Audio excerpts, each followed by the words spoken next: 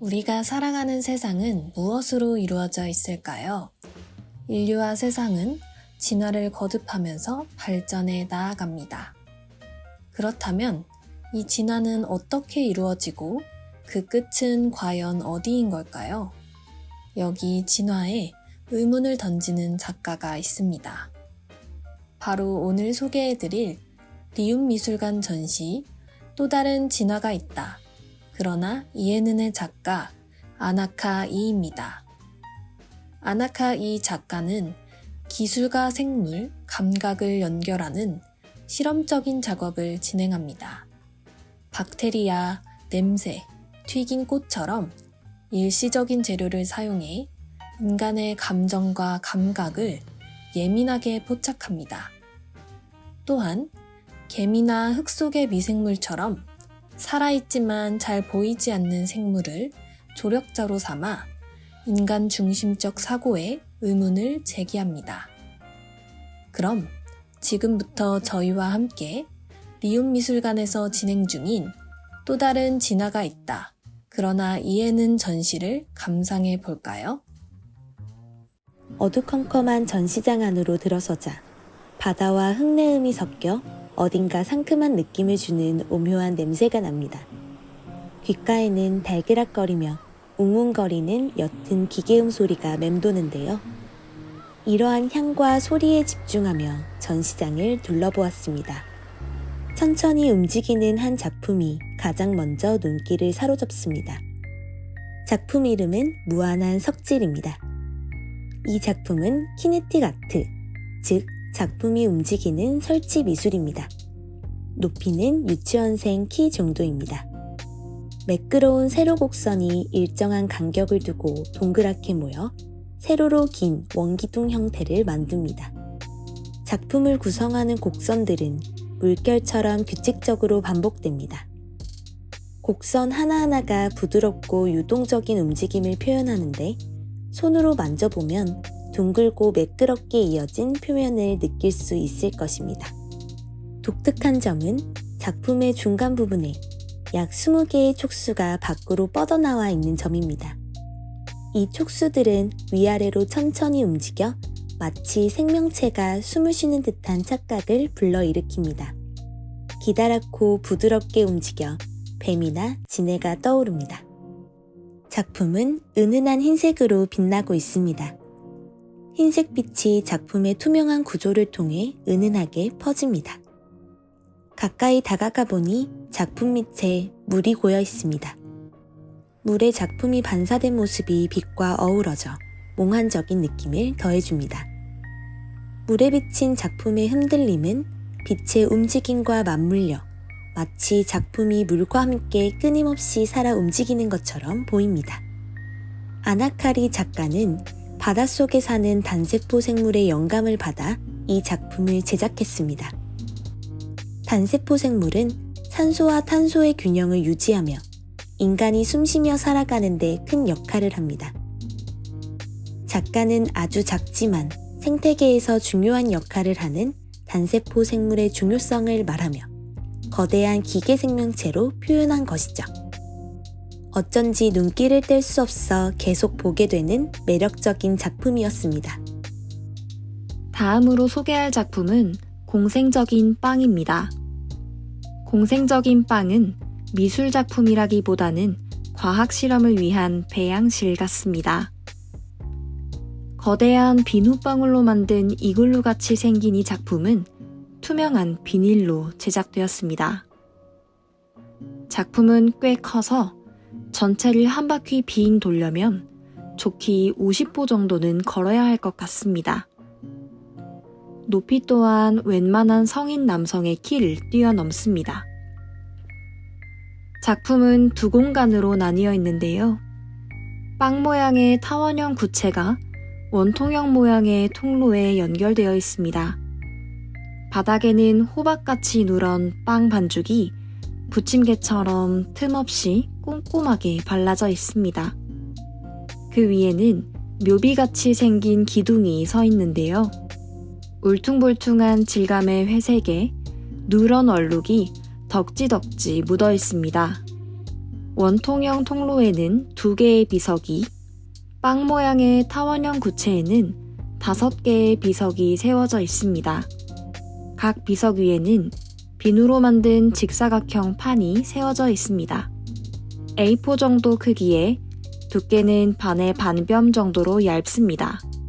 노란빛의 비누가 가장 많고 초록색, 파란색을 띠는 비누도 군데군데 있습니다. 비누 안에는 돌멩이, 낙엽, 꽃, 지렁이를 닮은 단순한 모양의 장식들이 들어있네요. 이 모양은 박테리아를 형상화한 것이라고 합니다. 공생적인 빵 작품은 인간의 장 속에 있는 미생물을 표현한 작품인데요. 거대한 비눗방울을 닮은 비닐은 소화기관을, 바닥에 붙어있는 호박색 반죽은 소화 과정을 의미합니다. 눈에 보이지는 않지만 생명 유지에 필수적인 미생물과 우리의 관계를 나타낸 것이라고 합니다. 독창적인 작가의 상상력에 감탄이 나오는 작품이었습니다. 다음으로는 섬의 가능성 3작품을 소개해드리겠습니다. 뚱뚱한 가지처럼 생긴 투명한 유리병 작품입니다. 학생들이 메는 백팩 정도의 크기입니다. 유리병 안에는 물이 절반 정도 차 있고 보글보글 끓고 있습니다. 자세히 들여다보니 그 속에서 형형색색의 콘택트 렌즈가 자유롭게 떠다닙니다. 이 렌즈들은 가끔은 뭉쳐 있기도 하고 따로 떨어져 벽에 붙어 있기도 합니다. 작품의 구성은 매우 단순하지만 안에 담긴 메시지는 뜻깊습니다. 눈에 껴야 제 역할을 하는 콘택트 렌즈가 병에 갇힌 채 힘없이 떠다니고 있습니다. 작가는 이 작품을 통해 시각을 다른 감각보다 우선시하는 시각 중심주의의 의문을 제기하며 도전하는 메시지를 담았습니다. 투명한 유리병과 식염수, 그리고 그 안을 떠다니는 콘택트 렌즈의 단순한 조합이지만 수없이 고민하고 사회를 통찰하여 의미를 녹여낸 작품이었습니다. 다음으로 소개할 작품은 느낌은 기술이다 작품입니다. 멀리서 보면 건조대에 빨간 수건이 걸려있는 것처럼 보이는 이 작품에는 특이한 재료가 사용되었다고 하는데요. 과연 어떤 재료일까요? 직사각형의 얇은 나무판이 바닥에 놓여있고 그 위로 지팡이 굵기의 2 금속 막대가 서 있습니다. 짧은 막대는 성인 여자의 허리 정도의 높이이고 긴 막대는 성인 여자의 키 정도의 높이입니다. 긴 막대가 짧은 막대보다 3분의 1 정도 더 길어 보입니다. 각 막대에는 수평 방향으로 수건 넓이 정도의 막대가 달려 있습니다. 짧은 막대엔 2개, 긴 막대엔 3개가 각기 다른 높이로 달려 있습니다. 각 막대에는 일상에서 사용하는 수건 크기의 가죽이 걸려 있습니다.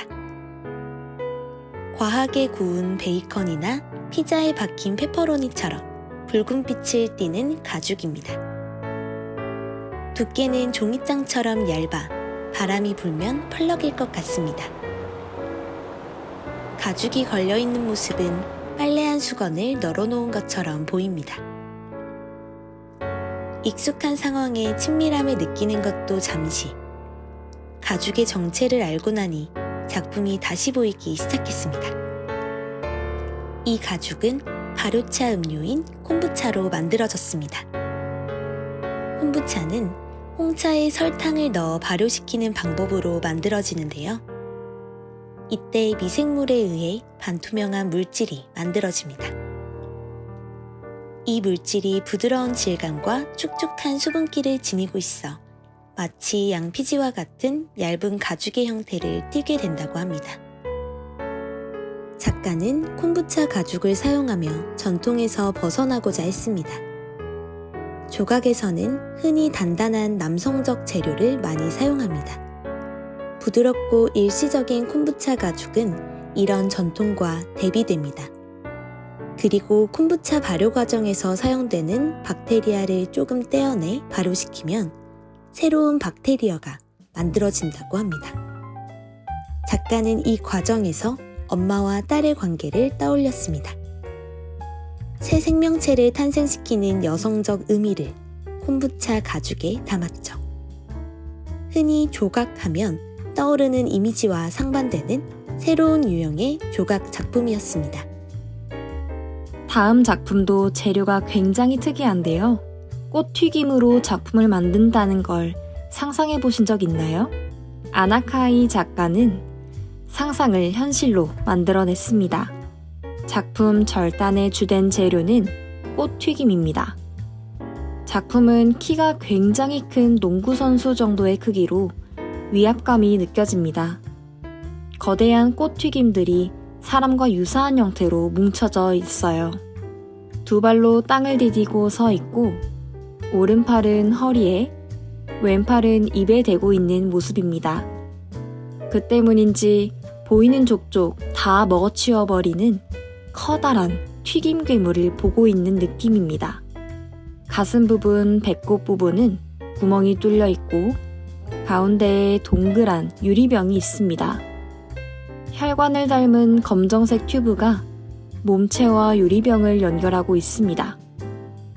마치 괴물의 장기가 외부에 노출된 것처럼 보입니다. 작가는 꽃튀김을 통해 아름다움은 영원하지 않다는 메시지를 전달합니다. 꽃을 기름에 튀기는 과정에서 변하는 꽃의 모습, 그리고 박테리아의 영향으로 부패하는 꽃튀김을 보며 영감을 받았다고 하네요. 우리는 보통 부패를 부정적으로 바라봅니다.